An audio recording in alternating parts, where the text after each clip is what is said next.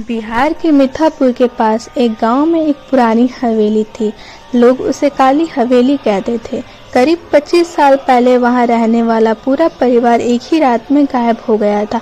Police आई, खोज हुई, लेकिन कोई सुराग नहीं मिली। तब से हवेली बंद पड़ी थी। गांव वाले कहते थे रात के 2:13 हवेली की तीसरी मंजिल पर रोशनी चल जाती थी, लेकिन किसी ने कभी हिम्मत करके अंदर जाने की कोशिश नहीं की। 4 दोस्तों की गलती। एक दिन 4 दोस्त अर्जुन, शमीर, करण और रोहित ने उस हवेली का सच जानने का फैसला किया। सबने मोबाइल कैमरे और टॉर्च ऑन कर ली। रात को हवेली पहुंच गए। हवेली का बड़ा लोहा गेट अपने आप खुल गया। अंदर चारों तरफ धूल, टूटे फर्नीचर और दीवार, अजीब काले निशान थे। अचानक समीर बोला, यार यहाँ इतनी ठंड क्यों है जबकि बाहर गर्मी थी।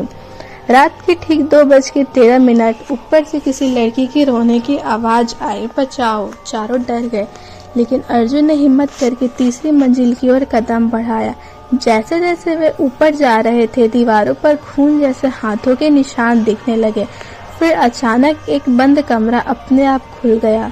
कमरे के अंदर एक पुराना दर्पण था। उस दर्पण में चारों को अपना चेहरा नहीं दिख रहा था, बल्कि एक लड़की दिखाई दे रही थी जिसकी आंखें पूरी काली थी। उसने धीरे से कहा, तुम लोग भी अब यहीं रहोगे।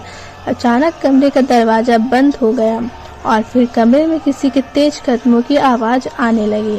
अर्जुन ने डरते हुए दीवार पर लटका एक पुराना अखबार देखा। उसमें लिखा था, हवेली के मालिक ने अपनी बेटी को इसी कमरे में बंद कर दिया था। लड़की की मौत के बाद पूरी हवेली में अजीब घटनाएं शुरू हो गई।